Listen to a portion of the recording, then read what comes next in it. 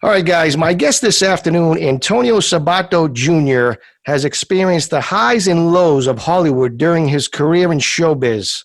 Fans worldwide remember him for his early days as a Calvin Klein model. He beat me out for the job, I'm telling you. To his days as playing Dante Damiano on The Bold and Beautiful, to Jagger Cates in General Hospital. We're going to be talking to Antonio about his new book called Sabato, The Untold Story. We're going to talk about how he getting blacklisted in Hollywood and also his plans for his new conservative studio.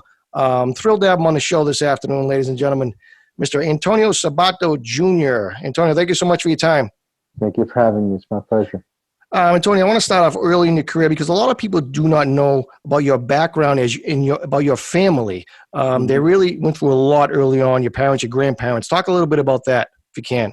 Yeah, my mother was born in Prague, and my grandmother was the only survivor in her family in World War II when the Nazis party, took a lot of Jews, millions of them, and killed them.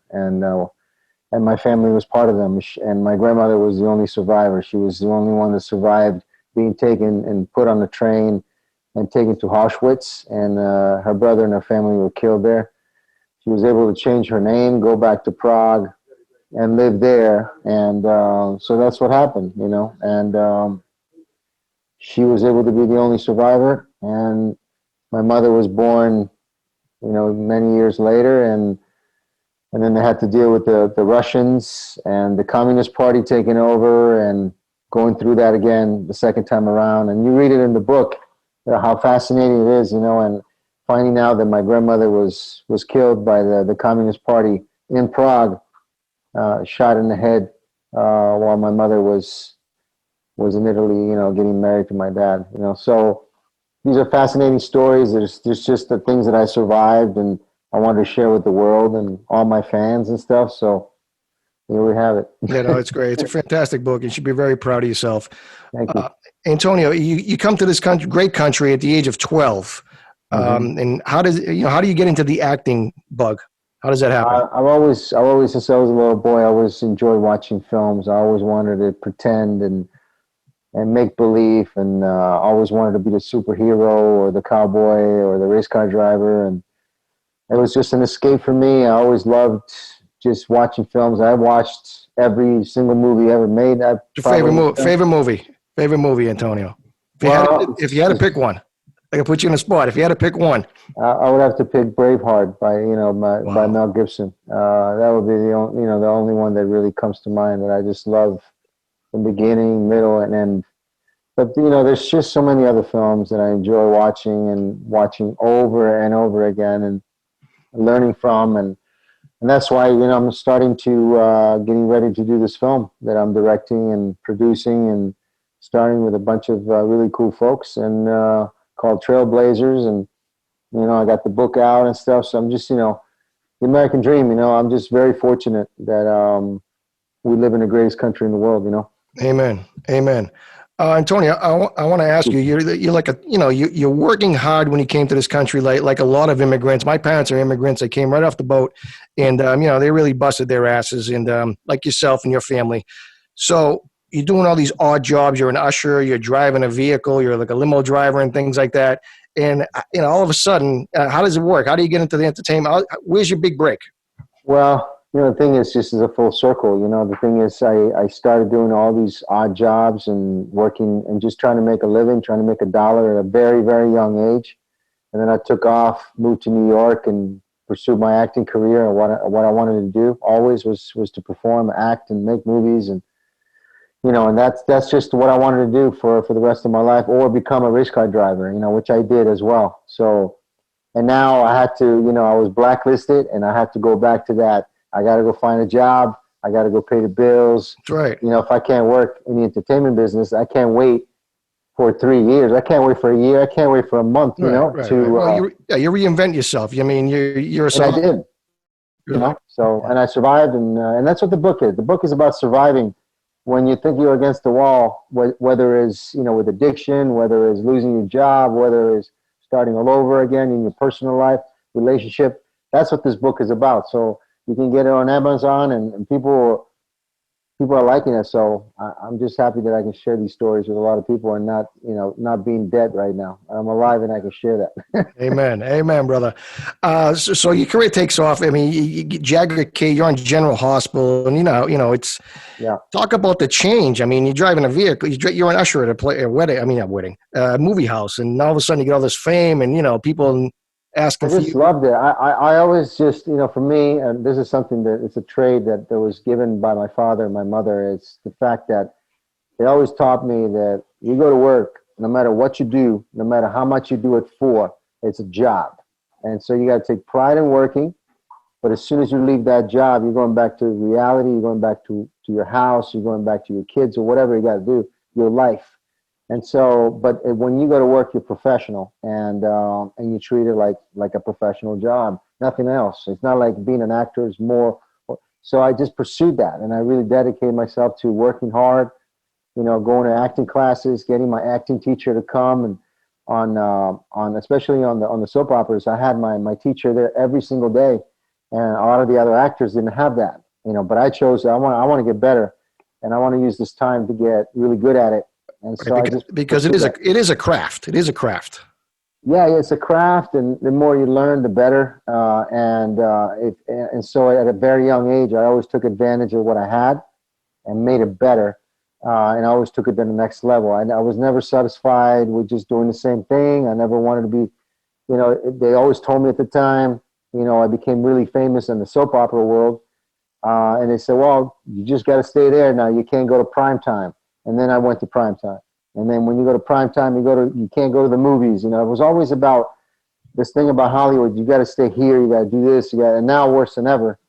But, and I didn't like that. I said, I always want to do what I want to do. If I want to do movies, I'll do movies. If I want to do TV, I'll do TV. And I always decided my own future. I didn't let the outside world or this powerhouse of Hollywood, whatever this thing is, dictate what kind of life I was going to have. If I'm going to make mistakes, I make mistakes on my own and I pay the price. Right. If I make successes, it's on my own as well.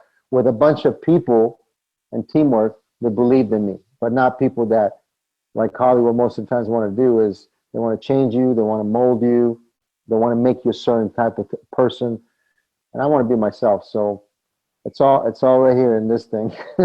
It's fantastic. And I really highly recommend my audience out there. And I'm going to blast this all over social media as well.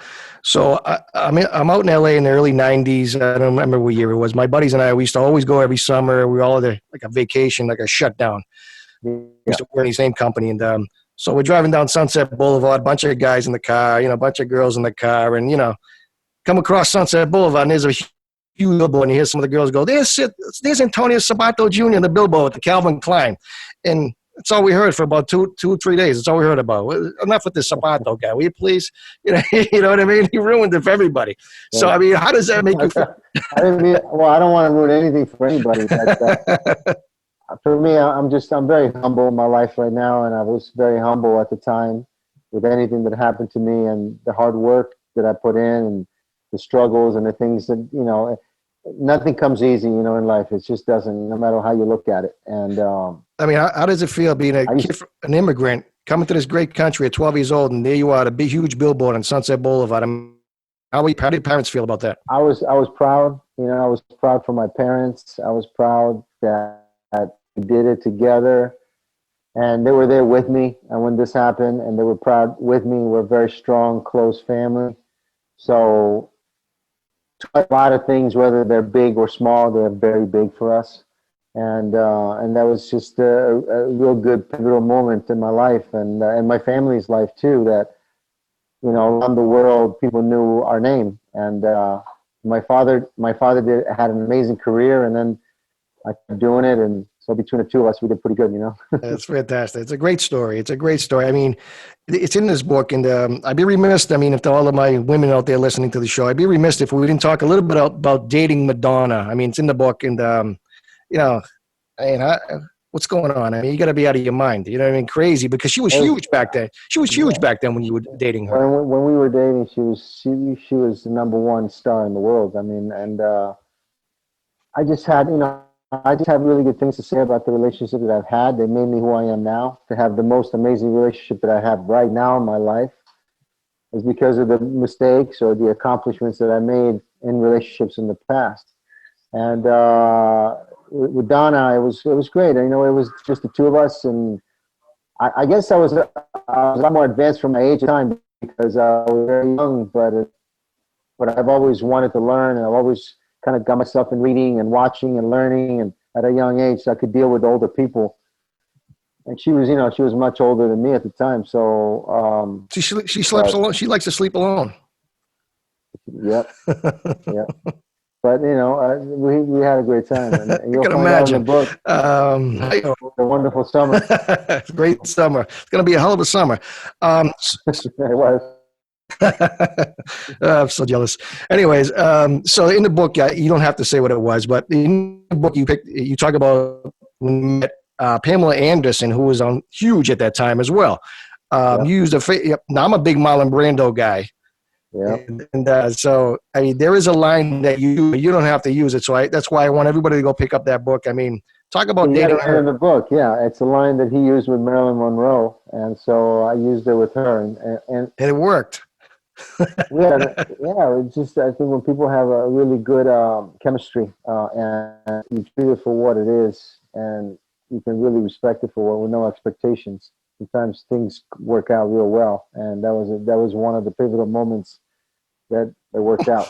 And I think in life, you know, life is so short, and I think that this book for me, and you look at my last 30 years or whatever in the industry, plus my whole life coming from Italy and all that stuff, it's kind of therapeutic. It's like writing it down and putting it out there for the world to see and read and everything. And now the next chapter is happening right now. So I'm very excited what's happening now in my personal life and my work life and how I am in my own personal skin. I want to get into that. I want to get into that, Antonio. I talk about what the Janet Jackson video did for your career, because that was huge for its time. Mm-hmm. You know, with Janet, it was, and I talk about it in the book. You know, when I screen tested for that commercial, you know, I was driving in my little Honda Civic. I was a messenger. One of the many jobs that I used to do is deliver scripts and agents and managers and walk in, modeling agencies and acting agencies and whatnot. And so, you know, and in the meantime, I would have like an agent who would just send me out on commercials and whatever, and which it was, you know, one a week maybe. And that was the one. And they sent me out for Janet Jackson music video, and I got it. And everybody saw me around the whole world. They didn't know who I was. I didn't know my name, but they knew my face. And then after that, General Hospital came on, and they knew me, and they knew my name. And hell yeah, they still call me by the character's name, Jagger. So they really didn't know my name, but they did. And then after that, you know, yeah. I mean, what I think is funny is like the only industry in the world, in the entertainment business, where you have to call the first and last name or a junior or whatever. It's like the only thing is like you don't call, you know, Robert Downey. It's like Robert Downey Jr. It's like Robert Downey. It's like Mel Gibson. He's like, it's a fun business. You got to take it for what it is. It's been really good for me, and now I'm coming back. So I'm very excited about the next chapter of stuff that I'm going to be doing. So I want to get a little bit in what's been happening with your career in terms of the blackballing, the blacklist, whatever you want to call it.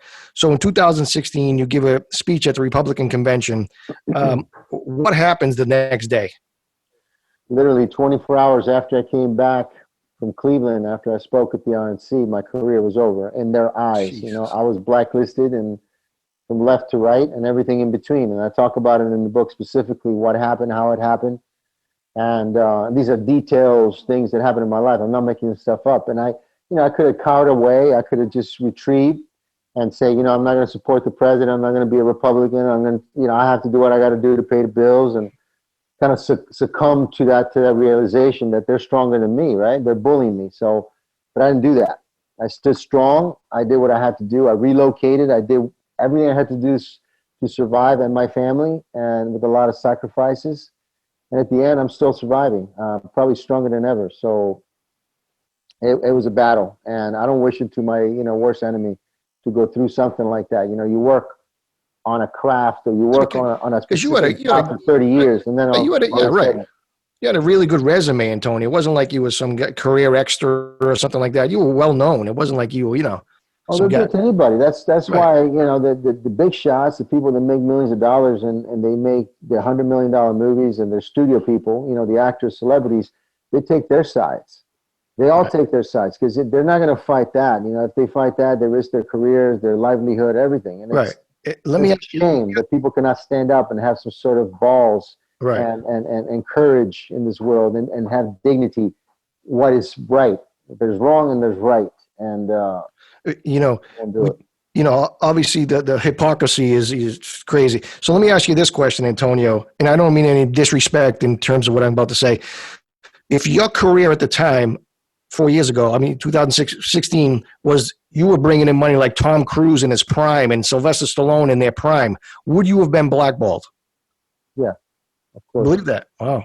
Of course, yeah. I mean, there's other people in the industry that they're blacklisted in different ways. They just don't talk about it. But you know that if they did, or they bring up, and we know who they are. I know they're friends of mine, people that I know that have made huge movies, and they made a lot of money. I mean, look, James Woods, for example, he had to leave Hollywood. His manager or agent or something who was representing him for many, many years said, "I'm not going to represent you anymore. It's like it's over now because of how you speak and your conservatism and everything else, and your patriotism, all this nonsense that they want to bring on us." So, yeah, there's people like, they can do it to anybody. Of course they can. And, you know, but on the same token, I think we need to stand strong, and we need to just speak our minds. It's only a disagreement on views, but in their eyes, it's personal, and it shouldn't be. You know, we should be able to talk about anything we want and have the freedom to say whatever, you know, and have discussions. I mean, some of your actor friends that are conservative, and did they come to you and say, "Antonio, listen, I'm with you, dude, but you know, I can't come out. I can't come out and say, you know, talk like you, because you know, I'll be blacklisted." Well, I mean, most of them, and we know who they are, and they're all in my film. They all want to do it. They all want to be left alone. Listen, we want to make products that make Americans happy. We want to make things that are they're patriotic, and they're with the country, and they respect the flag, and they respect our soldiers and our country as a whole. You know, and we want to make movies about that, and we want to make movies about Jesus Christ. We want to make movies about family values. We want to make movies about that. It's our right. Americans, a lot of Americans want to do that. And so I'm creating that. So a lot of the actors that you and I know, very popular guys and girls, you know, they all come aboard because they want to make good films, and they want to be able to go on set and wear a hat that has the American flag on it and not be confronted or whatever it may be. I mean, it's getting out of hand. It's really a scary situation now, you know, in Hollywood, and so we got to create our own avenues. Just so my audience out there knows, maybe they're not familiar with what happened to Antonio, because a couple of months ago it was everywhere in the Hollywood Reporter and a lot of the trade magazines. Just to show you how deep it went with you, Antonio, in terms of, you know, producers blackballing you, casting directors or whatever. Even the distributors wouldn't distribute your product. Yeah, well, I was, you know, a good friend of mine. We were developing a project, a really good film. We were pretty much set to go, and they told us, you know, just to our faces, you know, distribution companies, we're not going to distribute a film that Antonio is in, no matter what, you know. And that was just all related to the fact that I'm supporting our president, and just that, you know, he's supporting a president, we're not going to work with him. That's just, there's something truly, really wrong with that, and disgraceful with that, with what they're doing. It just reminds me what happened to my family. It reminds me what I used to see when I was a little boy. You know, communism, you know, socialism, you know, soldiers knocking at, you know, actually not even knocking at your door, burst into your door and go, give me. Right. It's ours. It's our property now. And that's what they're doing. That's just truly wrong. And so we're trying to change that. We're trying to have our own future. We're trying to produce and develop our own projects. You know, I want to make films and support our police officers. I really do. I support our police officer, support our law enforcement, I support our military. So I want to make good films about, you know, those things that mean a lot to me and to a lot of Americans. And if we don't do it, Hollywood, I'm just sorry to say, they're not going to do anything for a long time. Tony, what was the climate? I mean, because you were originally a Democrat. What was it? I wasn't. I really wasn't into politics. Right. More young people. I mean, now I guess more in a political way. I guess they're more influenced because of the media. But back in the '80s, I wasn't I just loved this country no matter what. In the '80s, I was a big fan of Ronald Reagan. I still am. Always will be. But I think being in Hollywood for so long, it was a tendency of believing, Democrats are good people. Democrats are the good ones. The Republicans are the ones that, they're going to throw God in your face. They're going to do this. They're going to do that. They're going to have rules. And you look at it that way, sure, it becomes, it's like good versus evil. They make it look that way. But then when you find out about what the party, what they do internally as individuals and as a party, Republicans take care of business. They reduce your taxes. They make sure your military is supplied with everything they need, so we're protected as a country, and so many other things. And you find out what the truth is. And so I found out for myself. I tell people, hey, find out for yourself. If you want to vote for this person, you're voting for Democrats, all right, and you live in California, tell me something that they've done to make your life better. Have they cleaned your neighborhoods? Have they cleaned your state? Have you gotten more in return from the government, whether it's locally or federally? Tell me. And then if the answer is yes, based on facts, but those facts really don't really go on our side, because I know a lot of people, me included, they leave the state. They don't want to come back. They can't live there. They Right. cannot live there with the situation. And these are blue-run states that have been run to the ground for a long time. Too many years. I mean, like I said, I used to go out there every year. I was out there last year, and I haven't been out there in a long time prior to that. And back then we went to the nightclubs, the Beverly Hills of the world, and it was nice. It was nice. I went to Dan Tanner's last year. There was homeless everywhere, and it was like now it's starting to spread everywhere, and they can't control it. It's And worse than ever. It's awful. It's worse than ever. It really is awful, and it's a shame, because California as a state, right, with the climate and everything that state has done over such a long time, it's a beautiful place. But they have taken advantage of the American people. They have taken advantage of all the programs, and they've trashed that state, and they've just blame on everything else. But it's they make the laws, they pass the laws, and then the laws destroy people's lives and the state ultimately. Awful. So you don't just talk the talk, but you actually walk the walk. You actually ran for congressman in your district. I mean, what did you learn from that experience?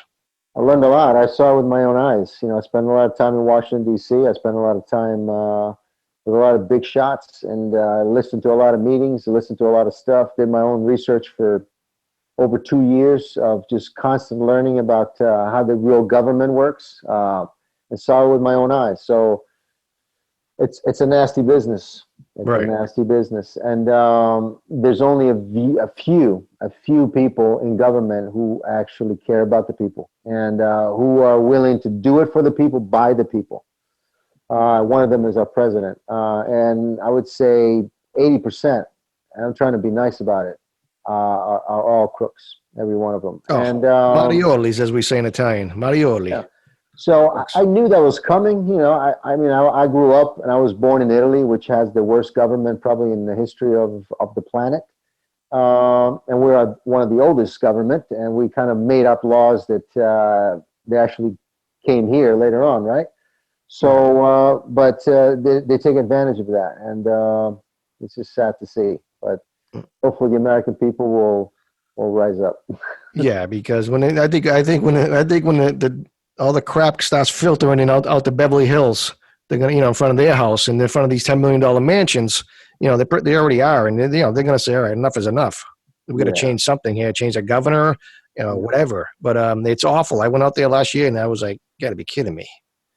Tents and everything, and it's awful. It's a sad situation. It's not, I'm trying not to shed light on it, but it's just a sad situation. It's thousands and thousands of people living on the streets.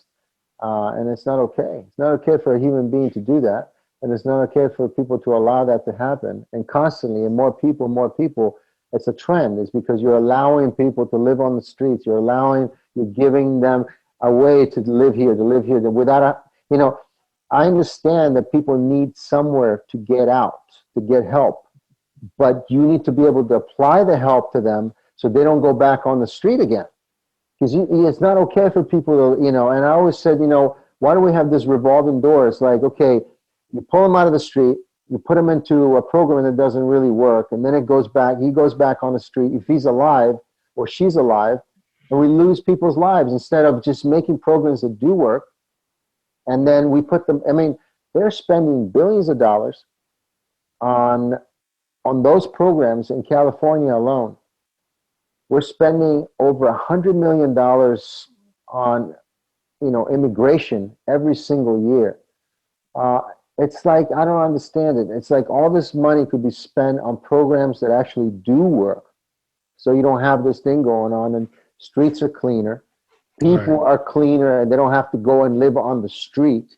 And they can live longer, and we can help them out. But they always want to take the hard way. But that's just politics. It's just it's a nasty, nasty business. And Antonio, when you were first initially blackballed after the convention, were there any people like Democrats or liberals? Did they come to your side and say, "Listen, Antonio, it's not me, but it's." There's two people. There's two people that took a chance. David White was one of them. He's one of the producers of Pure Flix. They have a really good reach, and he a job that I needed, especially for my benefits and be able to have the insurance for my kids when they pulled all that stuff out. And you really find out, like I said, when you're against the wall, you really find out certain things that are just, you take for granted, and all of a sudden you're like, wow, I need this, I need that, I need this. And it was tough times. And I talk about it in the book specifically, but at the end of the day, I was there to supply for my family. I had to do whatever I had to do, but he was one of them. I had, I talk about specifically a casting director that gave me a hand, a really big shot at a job. And so, yeah, there's few people out there, a few angels out there that gave me a hand. Sure. Excellent. You, like I say, you're reinventing yourself. You're starting a studio, did the book. What are you actually doing? What are you doing now for employment? Oh, I have different, well, I work construction. I work, because you moved out. You moved out of California. I moved out of California, and me and my girl moved out. She was living in Miami. I was living in California, and now we live in Tampa. And I work for a concrete company, a concrete pumping company. It's called CNC Concrete Pumping, and we pump concrete from ground up, for big and small structures, from hospitals, college. I've done a lot of structures from hospitals, gas stations, you name it, big ones, small ones, skyscrapers, you name it. So I had to learn a new way of life, a new craft, in a very short amount of time. And I've been doing it for over a year, and I take care of a whole region. So I have clients, I market and take care of the whole region, but we're also all over Florida. So if you need concrete pumped, we're there for you. But that's what you do. And so I'm very humble, and I'm very, I guess, down to earth when it comes to respecting everything that I have, not thinking you have more or less. But at the end of the day, you just do what you want to do. What's best for you. Yeah, when you put your head on the pillow, you feel great. You feel great. You know what I mean? You're providing for your family. You could have folded, Antonio. You could have folded. Sure. But your family and your faith kept you going, and you should be commended because I couldn't even imagine to just lose your livelihood overnight. Overnight, literally. Overnight, they say overnight success. That was an overnight, nightmare. It was a nightmare. It was disgraceful. It was the amount of, for what? If you think about it, right? What's it for? So, but it's your constitutional right to support whoever you want to support, right? And just because one party doesn't agree with that, what are we living in? Third world. No, and it goes with anything, whether there's a party or disagreement with anything. If right. if you disagree with this, then you're doomed. And I don't work that way, and then nobody should ever work that way. And that's why this country is based on the opposite of that. Now in California, talk a little bit about. Can you even talk about the president? as opposed to when Bush was the president. You know what I mean? No, even Bush in Really? California, Was it they had that a bad out there problem. too? Yeah, it was bad. You know, it was just the ignorance sometimes because, you know, it's like you have facts, you have factual things that happen, not lies. It's just this happened this day, this happened like this, and you tell them like that. But they're just so mad at this guy, at our president now, that it's a constant hate that they don't want to see anything that's good. So I say, okay, let's not even talk about our president. Let's talk about the policies. And then you talk about the policies. They don't even want to listen to that. And you Right. tell them about factual things, you know, the economy and how they don't want. So to me, the most important thing is go and vote in November. Do your homework. Vote for whoever you want to vote for, but just know the past, you know, the present and the future of these two individuals, and you'll know what's up. And when I talk to people, everybody knows it's, you know, they're going to vote for President Trump no matter what, and he's going to have a big landslide. He's going to win by over 100 million votes, and it's going to be the most embarrassing moment for the Democratic Party. But to me, is what do they do next? Right. We talked Because about that. they're already going off the charts now. I mean, our police officers are being shot. Awful. Daylight, cold-blooded, and you don't hear the left talking about a solution. I mean, it's okay to do this. I mean, we're getting to a point of no return. So the president is going to win. We the American people are going to be proud, I'm just afraid that the fight ahead of us is not going to be an easy one. You know, against. Antonio, I want to get into it. Like you said, you have a conservative studio. You have a film called Trailblazers. I mean, like you said, the cast. I mean, you actually have Robert Wagner in it as well. Yeah, Talk about okay. that dude. I don't know. I just call people when I was against the wall. Sometimes, like I said, you get stronger as the toughness comes in. You know, if you're really fighting that battle and you think it's over, sometimes those moments make you a much better person, and it did for me. And I just started calling people, told them what I wanted to do, my project, my idea, and they all said yes. They were like, "Yep, I'll be in it. Just show me the script." I'm like, "Okay." But you know what? The script is not ready. He says, "Yeah, it's fine. I like what you're telling me." And they all said yes. And then maybe a month and a half later, we had the script ready, and they read it, and they were like, "Yep, I was right then, and I'm right now. We're in." And RJ was one of them. Did he give you any advice on what your situation is right now, what you've dealt with? Because he went through some stuff too. No, I mean, you know, right now for actors, to tell you the truth, they just want to work, man. They just want to work. They don't want to pay the bills. Especially nowadays. Yeah, they just want to work, and it's, you know, I just finished doing a picture not too long ago in Arizona, and that was like for a really short amount of time. But for us, actor, it means a long time. I was the only picture working. Like we were the only movie shooting in America, you know, and with all regulations and COVID and all this other stuff that's going on, and so actors want to work, you know, and sometimes when you don't have that work coming anymore, like I did, I mean, there's obviously different reasons. Productions are shut off, whatever. You want to work, you start appreciating, you know, what work it really is. And a lot of the people that I know, they just want to work on good projects, and they just want to take care of their families. You know? And Tony, I know you have 3 kids. What would you say to your kids if they came to you and said, "Daddy, you know, I really love show business"? Oh, they already have, and they already tried it. But you know, the thing is, you'll find out for yourself very, very early how difficult it is. You know, you got to work on your lines, you got to work on your scenes, you got to go to acting classes, you got to be driven and being left out. You know, at the casting calls and all that other stuff that goes. Oh, you got to put yourself on camera now, so you got to, you know. And then when you do get the job, excuse me, when you get the job, you got to go on set, and you got to do your school. You got so.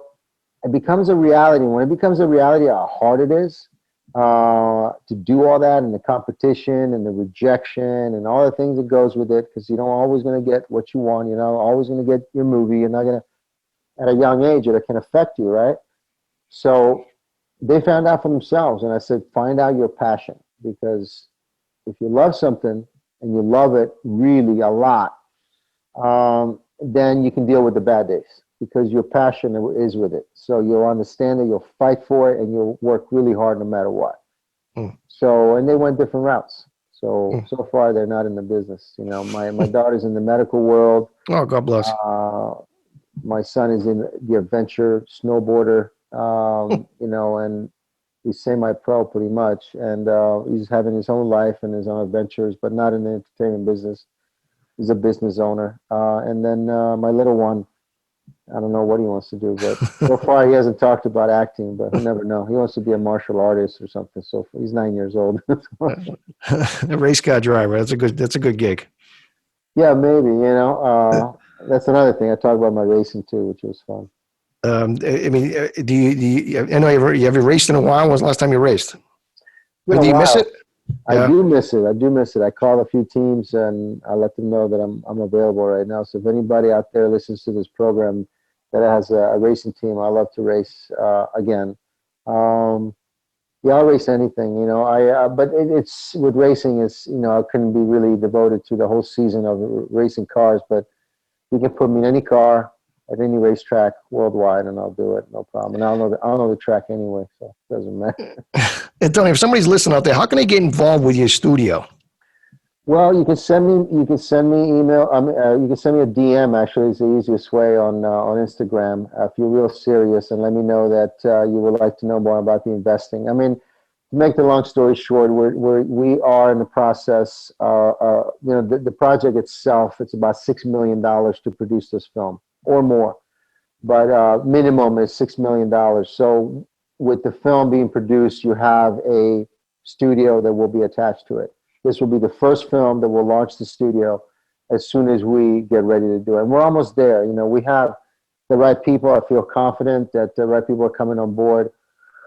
But ultimately, what I want to do, and my team wants to do, is help a lot of the folks and a lot of the stories being made of a lot of folks, a lot of patriotic people in the industry that want to make films about our Navy SEALs, that want to make films about, you know, our cops, detective stories, and a lot of stories about our country and the history of this wonderful place. So I personally want to make stories about our president. I want to make stories about all the things that happened to him as well. So we are combining a lot of information. A lot of people are coming on board. So as soon as we make this film a reality, the studio will be underway.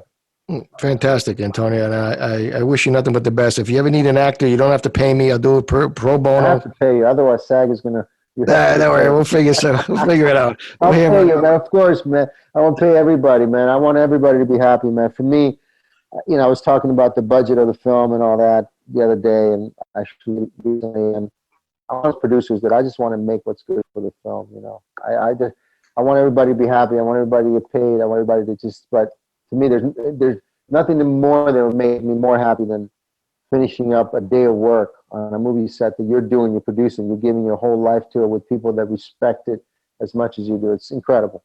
Are you gonna direct it as well? Yeah, I'm gonna direct this, and I have worked day in and out on this project for several months now, and it's coming a reality. We're very close to making this happen, and fantastic. It's very, very, very exciting time. Fantastic. And in the book, Antonio, where can they get the book? Well, you can get somebody the Untold Story on Amazon. Everybody gets their stuff from Amazon nowadays, so go to Amazon and check it out there, and and review it. Let me know what you think. You know, give us some few good stars on that thing, and to help us out. You know, this book especially was another thing that I was confronted by was the fact that when I went to publishing companies, this is my second book. I had a fitness book that did very well for me back in the late 90s, but I went to the same publishing companies and people that I used to deal with, and they all said no. They wouldn't publish my book. So this book is actually in-house. We did it ourselves. We published and released this book through Amazon ourselves. So that goes to show you that even though they all tell you no, you still make it happen. Yeah, good for you. Good for you. And I hope you sell 100 million copies because you deserve it. And, thank you. You know, like I say, you could have folded, Antonio. Weaker people would have said, you know what? I'm just going to go work for the post office. You know what I mean? No, of course, God is good. You know, I just have great faith and relationship with Jesus. I'm not afraid to say that. Tough bad times, and now it's giving me some really good times. So I'm blessed. Yeah. It's a very humbling experience.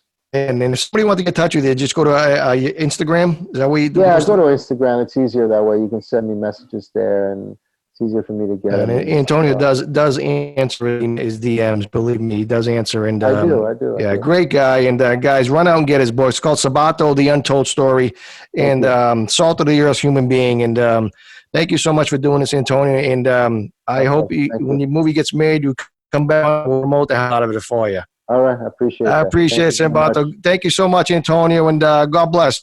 God bless. Talk to you soon. You got it, buddy. Bye-bye. Bye-bye.